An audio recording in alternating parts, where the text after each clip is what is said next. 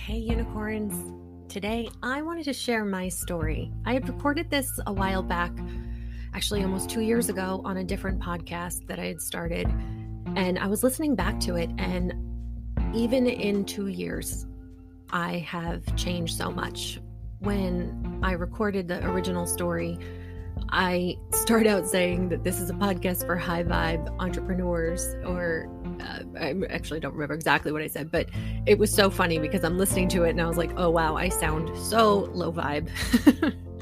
But that's why I wanted to re-record it, because I think there's a lot of value in my story and my journey.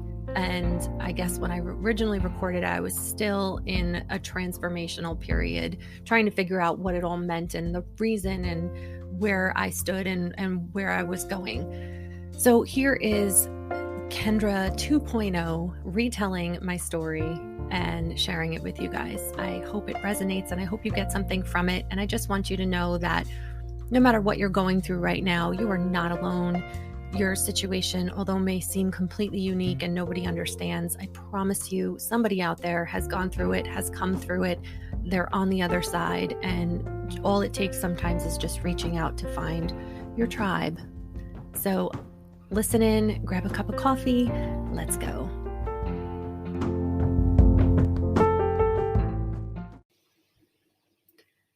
So my story begins, a young, naive, sweet little girl with dreams of living and working in New York City.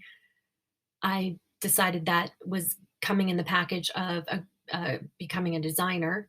And I always knew I wanted to be doing something creative. I didn't quite understand what that looked like until I was older and realized that my technological side, the part of me that loves computers and the way things work, really meshed quite nicely with my creative side. So I went to school to become a graphic designer. I went to Philadelphia and I received my education there. I grew and was ready to jump into the workforce, which I wanted to work in New York City. I got out of college. I was in a relationship through most of my college years with a man who I assumed was going to be my husband, and we just grew in different directions. And it was a really, really difficult thing for me to understand that even though you loved someone so much, that it still wasn't quite the right fit. For me, marriage and partnership just sort of looked like, well, any two people that loved each other enough could make this work, which I still believed even after that breakup. So I was absolutely heartbroken. I got out of college feeling somewhat misguided, directionless. I knew my career goals, what they looked like, but my personal life was completely flipped upside down. I didn't know where to go from there, and I had definitely been the type of girl that would latch on to a guy and sort of take on their whole persona. So now not having a partner really was difficult for me to figure out who I was and what I wanted. I ended up getting a job on Long Island, which is where I'm from. I moved back home with my parents and then found an apartment um, after I'd gotten my job. And it was a great job. I met some incredible people, learned some really great lessons, but it still wasn't the city. And I did have that opportunity about a year after that first job. I got the job, quote unquote. I was so excited and went in, started working in Manhattan in Midtown, and was absolutely shocked that I hated it. It was one of those moments, and I'm sure a lot of people listening can relate, where you think you know you want something and you work towards it your whole life, and then you get there and you're like, "Oh gosh, wait a minute. This isn't really what I want." And of course, because how would you know what you actually want unless you try it on? And I'm a big proponent for chasing your dreams, going after what you want, and reevaluating when you get there. Is this the right fit? Maybe it's in a different package. Maybe it looks different than I had originally thought it did. So I was at that company for a year. I learned a lot about business and design and working with clients and understanding how to nurture client relationships, how to work with major brands, and a lot of things about just production and all sorts of stuff. So I decided that I didn't want to be in Manhattan and wanted to be out on Long Island or in a more rural setting. And so I left that job and I called my network of people that I'd connected with over the years and told them I was going freelance and ready for hire. Luckily, I had a lot of really great people that picked me up from my first company. And I started doing a lot of freelance work for them. And they recommended me out to other people and started building that freelance business. I made some connections on Long Island and really started to become a successful freelancer. At the same time, I was going through a breakup. All that time, I was really heartbroken. So when I met my ex-husband, I was sort of trying to pick up the pieces from that last relationship and understand, what real partnership would look like and what I wanted from my next relationship. And this man checked every box. He was so attractive and helped me move into my new apartment and was just there for me in a way that I'd never had a partner be there for me before. And I was head over heels very quickly. We moved really fast, and I I was always follow your heart, follow your gut.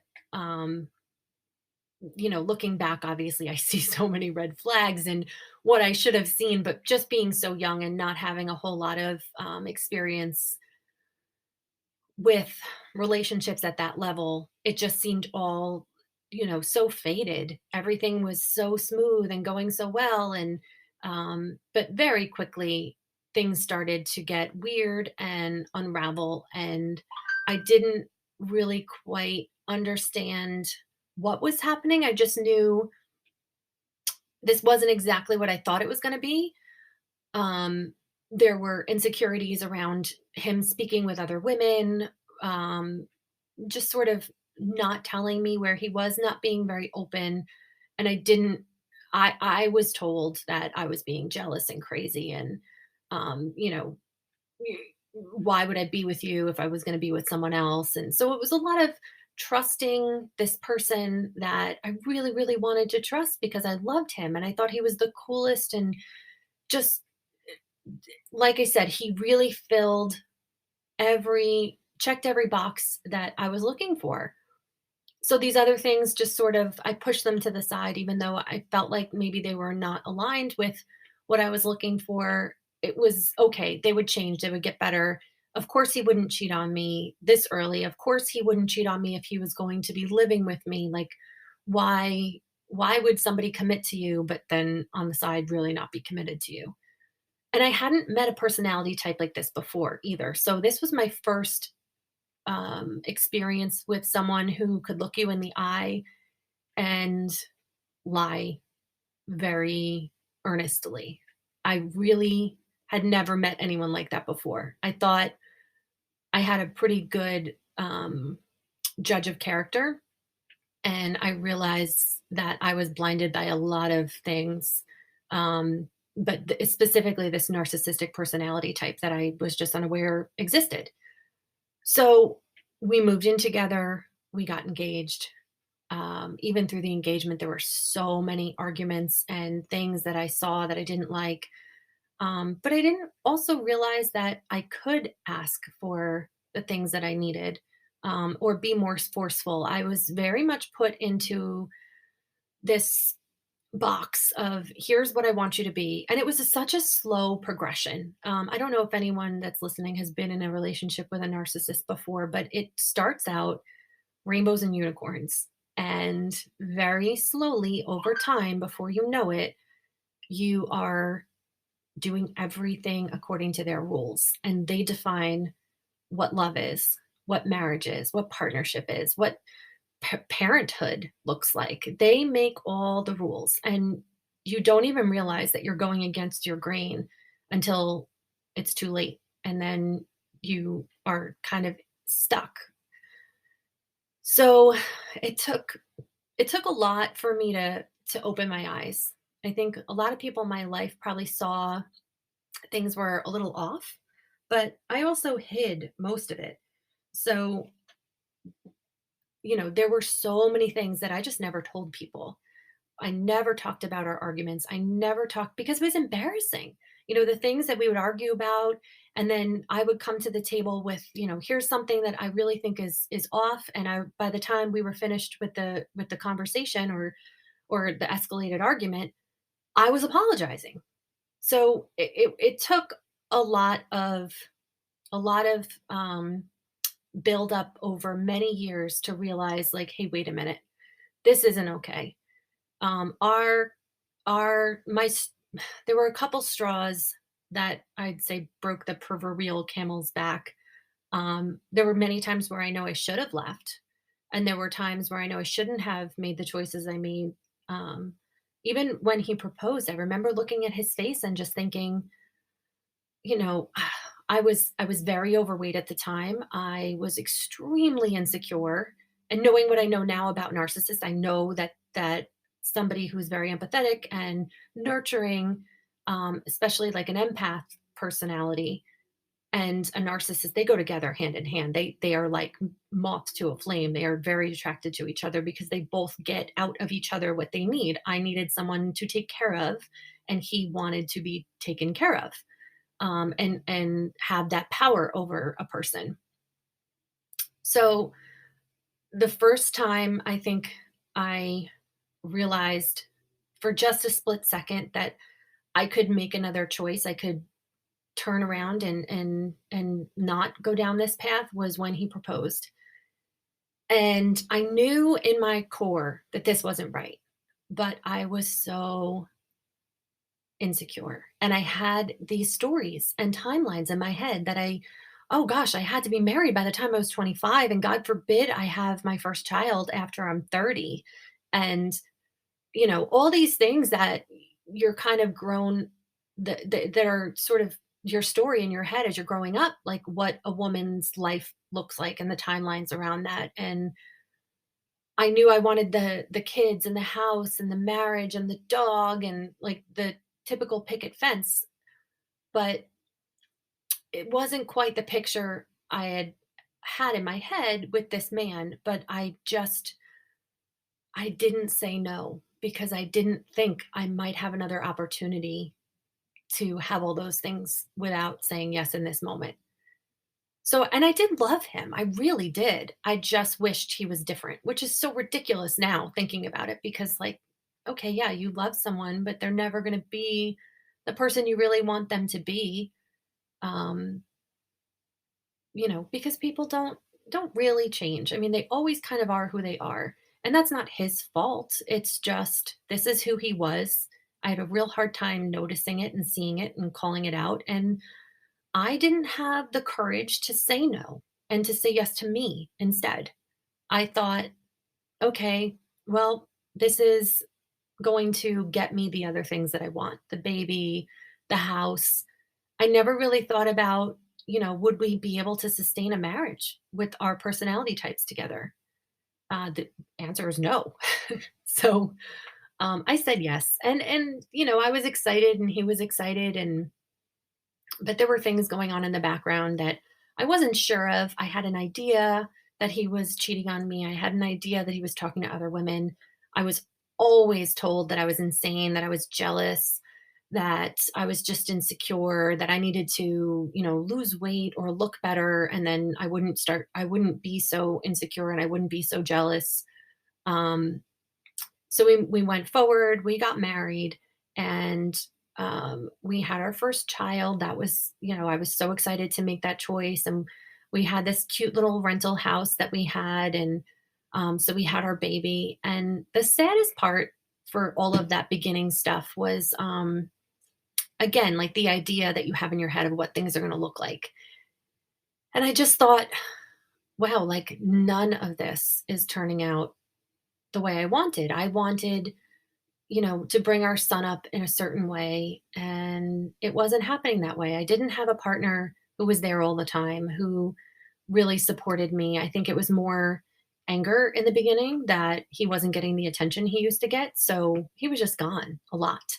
And it was me and my son, and I was a new mom, and I didn't know what I was doing. And I was just upset all the time. I was disappointed in his choices and the way he was to our family. And I was disappointed in myself for continuously choosing him. And I was upset thinking that I was doing something wrong, and feeling like a failure as a mother because, what kind of family am I creating for my son? I think my son was, I want to say, and I always get the timelines wrong, but I believe he was around 2 years old. And we had been in therapy in and out, and I was in seeing a therapist, and I still hadn't come to the realization that he was a narcissist. And we decided to go. I asked him to go on a marriage encounter weekend with me, which is a form of like a counseling weekend. Really, it's for couples that have kind of lost touch, who are just looking for to reconnect. It wasn't necessarily for where we were at. We were at a place of either something changes or we get divorced. And I would look at all these other couples and my friends who were getting married, and their relationships seemed so different from ours. And they seemed so happy. And I was absolutely miserable. I was continuously gaining weight. I think back on those times now, and it was just so dark and even fuzzy. I've chosen, I guess, to forget so much of that. I really have to call up the memories when I want to go back there, because I have to reference something or remember something, and it's difficult. Like, I could tell you, what I was wearing when I went to Disney when I was 5 years old with my parents, but I can't tell you, where we spent our second anniversary. Um, it just all kind of was a very dark time. And so we decided to go on this marriage encounter weekend, and I could feel I could feel the walls up from him. I knew he was lying to me. I knew he was hiding something. I hadn't in that at that time ever gotten him to admit ever that he had been unfaithful, or even any of the things that I called out, that they were real. I remember one time I found all these messages on MySpace, and he shut down his MySpace account, and he made me feel so awful about it. I ended up reinstating his MySpace account and then reactivating and refriend requesting all the friends that he had previously. Like, how messed up is that? What was I thinking? And it turns out one of those girls on MySpace, he had a baby with, which I discovered on our marriage encounter weekend. So we were on the weekend, and the first night, he came clean and said, yes, he had had an affair. And I still felt these walls, this very palpable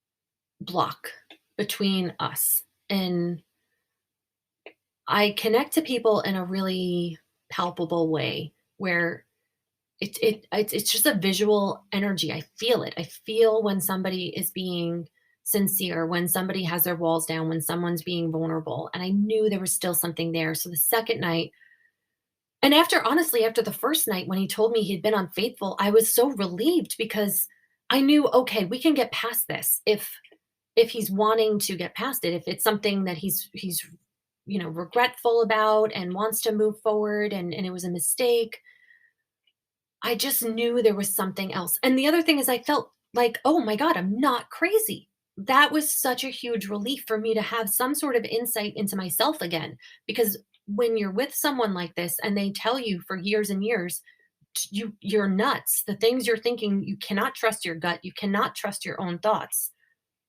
That was just a little bit of a light, flashlight into who I really was, and that I could trust what I was feeling, because I'm not wrong. I'm right. I've been right this whole time. And I didn't want to be right, but it was the beginning of me starting to remember who I was. Night number 2 comes along, and I push harder, and I'm like, there's something else. There's something you're not telling me. Okay. It was more than one woman. He confirmed that. Yes, you're right. It was many women. Okay. And you got one pregnant. And he confirmed, yes, there is a woman and she is currently pregnant. And we believe it's my child. And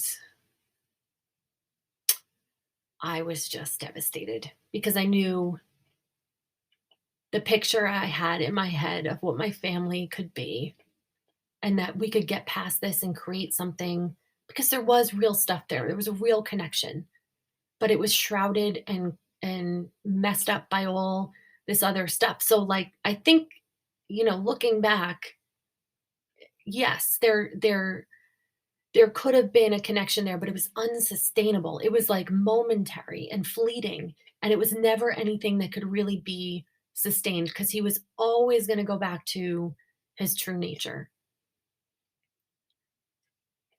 I thought about it all night long, and we actually spoke with a priest on the weekend who counseled us through it.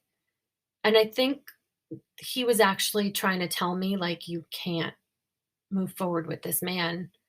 And I wasn't ready to hear that. I wasn't ready to make that choice. And I think I know anyone that's listening to this that's been in this kind of relationship, people can tell you a million things, but until you're really ready to face it and really ready to move in a new direction and find the courage um, to do that, you're not ready to see it. So we left the weekend. We renewed our vows in front of my parents and our son, and it was the second time where I knew I was making a choice that probably wasn't the right one. And I said yes to him a second time. And we went through therapy and we went through the process of finding out if this child was his, which it was, and then the process of then figuring out visitation and child support and all this stuff. And it was hard. It was so hard, especially because I hadn't told anybody. Because how do you tell someone? How do you tell your mom? Like, hey mom, guess what? This guy that you've loved that's in our lives since, how many years now? This is what's going on. This is the truth. This is really what's underneath the veil. And but I want you to continue to accept him and have him a part of our family because this is my choice. I couldn't tell them that. I couldn't tell them there was a baby and that I was paying child support on a child that wasn't mine. It was really, really difficult. And I started feeling like he was putting up those walls again and being dishonest. And I had a feeling that he was starting to go in the direction of talking to other women again and looking outside of our marriage for whatever it was that he needed. And I got pregnant with our daughter, and I cried for weeks because although I was so excited to have another baby, I knew I was bringing a child into this very difficult situation. And was that fair? But I knew God had granted me this beautiful little girl for a reason. So I was sleeping on the couch one day. I was taking a nap and I was 2 months pregnant, and his phone made a noise because he was sleeping too. And I picked up the phone and I looked at it, and it was a message from another girl. And I was done. That was it. If there were, I mean, I had given him every chance. I mean, the reason after the weekend I decided to give it one more shot was that in my head, I thought, if I give it this shot and it doesn't work, I know I tried everything in my power to make this work. And after seeing that message, and that even after that huge sacrifice that I made to be with him, despite everything that I now knew to be true, and he still couldn't be faithful. I still wasn't enough. And that is so hard to face when you think, of course I'm enough. I'm enough for anyone. But some people, I think a lot of it is their own demons and their own things that they're struggling with. And it didn't have anything to do, it didn't, not to say that it didn't have anything to do with me, But I needed to let that go. And I needed to stop worrying about how he felt and what mattered to him and what he needed, and just stop putting my energy there. What I needed to do was now focus on my two children and the kind of life that I wanted to create for them. And I found the power in myself and the belief in myself that I could move forward and do this. And it took a lot of planning. I wanted to make sure I could stay in my home that we had built and create. I wanted to make sure that their life was going to be stable and beautiful. And I wanted my life to be stable and beautiful. I wanted my life to add up to all the effort and all the things that I had built over the years outside of our marriage and outside of him. So I think the way I found that belief was getting extremely granular about how I wanted to feel every day and just starting there. The kind of mornings I wanted to wake up and have. How did I want to come home after a day at the office? What did I want to walk into? How do I want my kids to feel? Do I want them to feel the stress of two people living in a home that don't like each other? That that that walking on eggshells because we don't know how he's going to be when we walk in the door? No. I didn't want any of that for them. I wanted them to feel free to be who they wanted to be and not feel under someone else's thumb and under rules that don't make sense.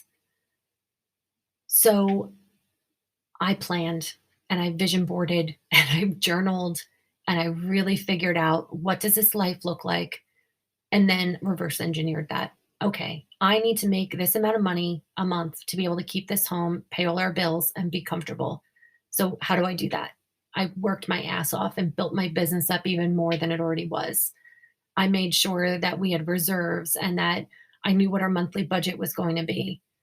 And then I kicked him out. We got divorced. And I remember the first time I took my son out without him being in our lives in that way. And it was so absolutely freeing. I remember feeling, I was in the car and looking at the clock thinking like, okay, we have to get home. We have to get home. We have to get back.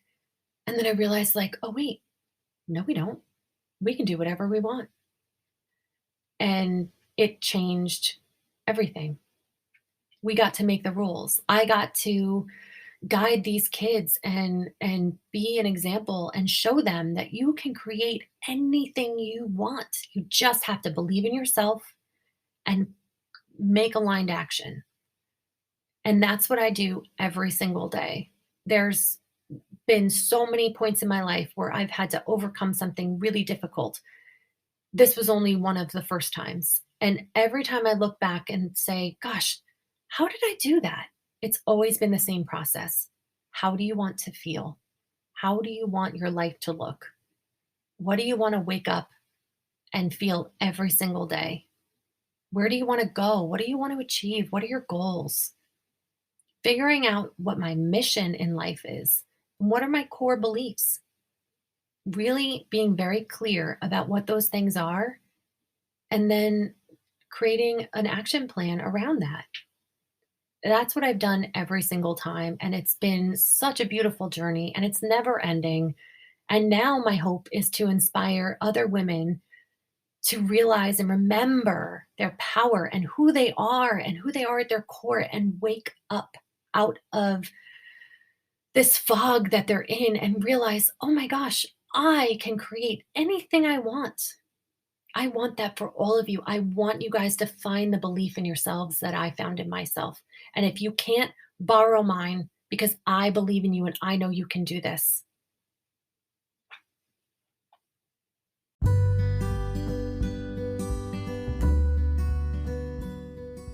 I'm not exactly sure how to end this episode. I probably recorded 7 exits already.